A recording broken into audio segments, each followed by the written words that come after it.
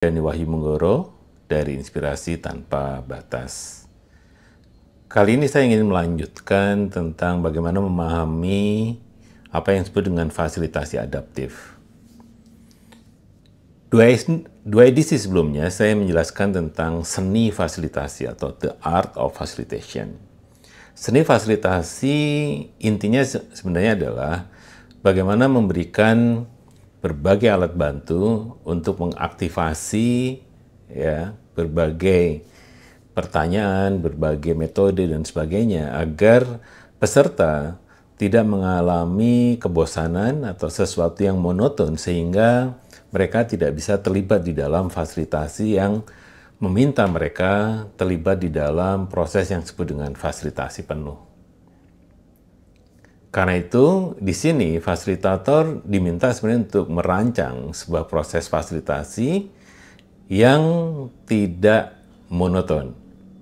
Esensinya itu. Bagaimana caranya? Kita memberikan berbagai alat bantu, pertanyaan-pertanyaan yang membantu peserta lebih mudah untuk mencapai tujuan dari pertemuan yang diselenggarakan. Nah, di bagian yang kedua, saya menjelaskan tentang fasilitasi dinamis. Fasilitasi dinamis esensinya juga sama, ya. Bagaimana kita mengaktifasi otak kanan dan otak kiri sehingga mereka menjadi sebuah siklus. Jadi esensinya pada semua proses fasilitasi yang dinamis kita memulai dengan otak kanan. Otak kanan itu apa? Itu tentang rasa, tentang irama, tentang puisi, tentang musik, tentang film, yang intisarinya bukan teks. Nah, dengan cara ini kita bisa memberikan pelumas pada otak kita sehingga otak kiri bisa mengambil proses belajar atau proses pengambilan keputusan yang lebih keren.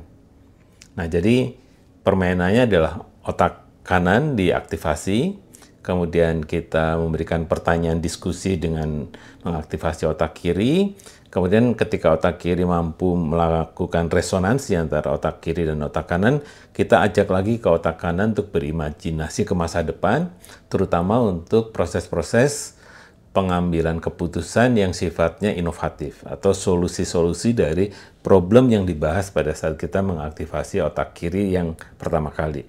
Nah, ketika imajinasi itu bisa dieksplorasi, maka pada bagian akhir kita kembali ke otak kiri untuk mengambil keputusan mana keputusan atau inovasi yang akan dipilih dari proses kreatif semacam itu.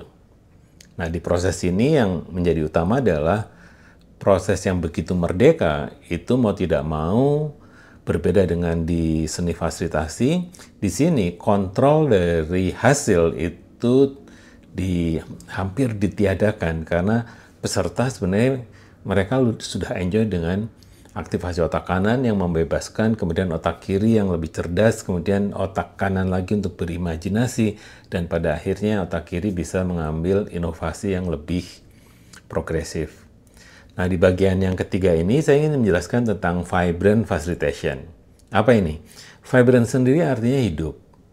Perjalanannya sebenarnya adalah waktu saya dan kawan-kawan belajar tentang fasilitasi, kemudian bertanya bahwa meskipun kita membebaskan ya proses fasilitasinya dengan otak kiri dan otak kanan, tetapi kadang pertanyaan-pertanyaan awal yang diproduksi oleh seorang fasilitator, pertanyaan sifatnya sangat deficit based. Jadi selalu menanyakan masalah apa, kemudian masalah ini diselesaikan dengan cara ini, cara itu, sehingga solusi sebenarnya adalah akibat kita memang membahasnya dari problem based dulu gitu, atau deficit based thinking. Nah, di Vibrant kita justru mengajak mengeksplorasi apa yang disebut dengan asset based thinking atau appreciative inquiry. Di sini kita membuat sebuah alur proses fasilitasinya tidak lagi dari apa masalah yang ingin kita jawab, tetapi justru kita berangkat dari kekuatan apa yang kita miliki. Nah, caranya, prosesnya adalah ada 4D. Nah, di D yang pertama sebenarnya adalah kita sebut sebagai discover. Discover itu adalah tahapan untuk mengeksplorasi pengalaman-pengalaman masa lalu yang sifatnya sebenarnya adalah sesuatu yang pernah dilakukan sehingga kita bisa membantu peserta menemukan kekuatan diri yang dimiliki pada saat mereka mengalami atau melakukan sesuatu di masa lalu. Nah, apa yang dilakukan bisa jadi berhubungan dengan apa yang sedang kita bahas, tetapi juga bisa berbeda sama sekali dengan apa yang kita akan bahas. Tetapi tidak menjadi isu penting karena esensinya adalah di dalam proses discover kita menggunakan sebuah teori yang menyatakan kata menciptakan dunia atau language itu create reality. Nah, karena kita percaya pada teori itu, kita mencoba melihat manusia dari sisi apa yang pernah mereka lakukan. Apa yang paling membanggakan yang pernah mereka lakukan. Nah, ini ada di setiap manusia. Jadi ini bukan sebuah kekhususan bahwa orang yang dapat gelar ini, gelar itu pasti orang yang memiliki kekuatan di masa lalu. Tetapi kekuatan ini sifatnya personal. Apapun yang pernah kita lakukan, sekecil apapun yang kita pernah lakukan, di situ akan selalu melekat kekuatan-kekuatan diri dari kita. Nah, tahapan ini disebut sebagai discover. Di tahapan kedua, di dalam alur fasilitasi yang menggunakan asset-based thinking, kita mengeksplorasi impian. Impian di sini itu kita mencoba ya, mendorong peserta tidak lagi menggunakan apa yang disebut dengan hal-hal yang sifatnya teks, tetapi hal-hal yang sifatnya visual. Jadi diajak untuk membayangkan masa depan seperti apa yang sebenarnya ingin diciptakan.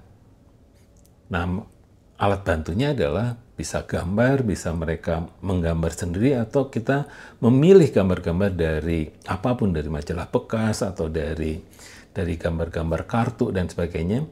Tetapi esensinya sebenarnya adalah kita mengajak peserta untuk berimajinasi. Nah, di tahapan ini impian itu ditangkap. Karena di dalam teorinya menyatakan images itu inspire action. Jadi kalau ada gambar yang semakin jelas di masa depan, itu akan menggerakkan orang itu untuk mewujudkannya. Ini yang disebut dream sebenarnya.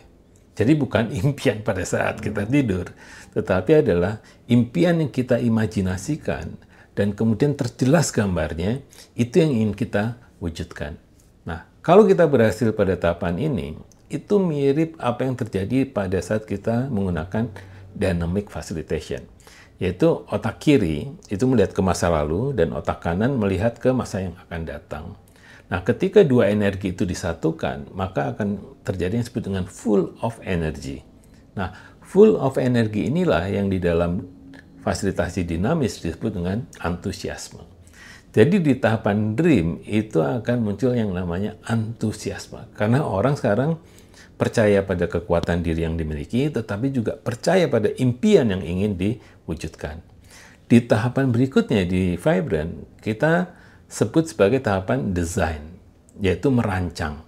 Nah, di desain kita merinci elemen-elemen sukses yang harus ada kalau kita ingin mewujudkan impian kita. Nah, elemen-elemen itu bisa sifatnya personal, bisa sifatnya benda, bisa sifatnya dukungan dari pihak lain, apapun yang harus ada supaya impian kita bisa terwujud.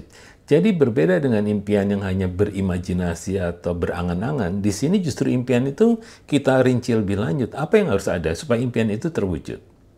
Ya misalnya kalau saya ingin memiliki mobil baru, apakah saya harus menyiapkan garasinya dulu? Saya harus menabung, saya harus mencari proyek yang lebih banyak supaya impian memiliki mobil itu terjadi.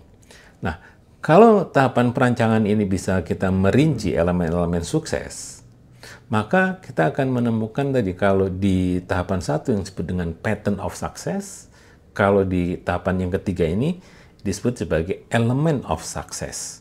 Nah, ketika elemen of success ini terjadi, kita juga menanyakan kekuatan mana yang akan digunakan supaya impian-impian itu bisa terjadi. Nah, di bagian akhir kita sebut sebagai tahapan yang namanya deliver, nah atau destiny. Di deliver atau destiny ini adalah setiap orang mencari langkah baru apa yang bisa kita lakukan supaya impian itu bisa makin dekat. disinilah kita fokus lagi pada kekuatan diri. Jadi kekuatan diri apa yang digunakan, elemen apa yang ingin diwujudkan yang pertama, kemudian impian apa yang betul-betul ingin diciptakan atau ingin ditangkap. Nah, dengan cara ini setiap orang akan semacam memiliki energi yang luar biasa untuk mewujudkan impiannya sendiri. Nah, di sini keunikan dari Vibrant Facilitation. Jadi Vibrant Facilitation sebenarnya adalah seni fasilitasinya dipakai, kemudian fasilitasi dinamisnya dipakai untuk mewujudkan antusiasmenya, tetapi cara berpikirnya juga diubah dari deficit based thinking menjadi asset based thinking. Nah, dengan cara ini dari pengalaman saya itu semacam mengabarkan bahwa dengan tiga proses ini dalam dunia fasilitasi kita akan menangkap energi peserta yang luar biasa. Sehingga di sini bukan sekedar inovasi itu terjadi, tetapi para peserta juga semacam berapi-api ya, semacam berbinar-binar untuk mewujudkan impiannya.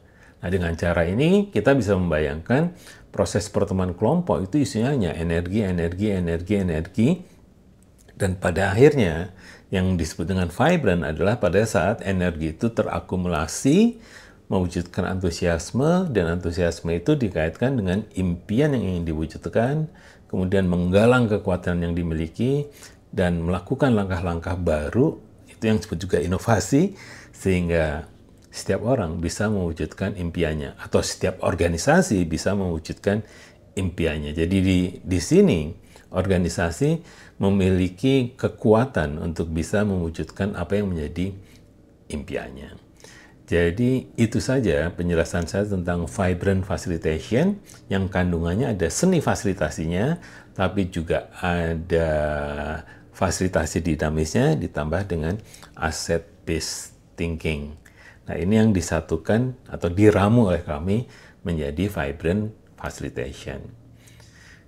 Jadi itu dari saya malam ini, dan harapannya akan bermanfaat bagi kawan-kawan untuk memahami sedikit demi sedikit satu seni fasilitasi dinamis, Vibrant Facilitation, dan nanti yang di bagian keempat adalah apa yang disebut dengan fasilitasi adaptif.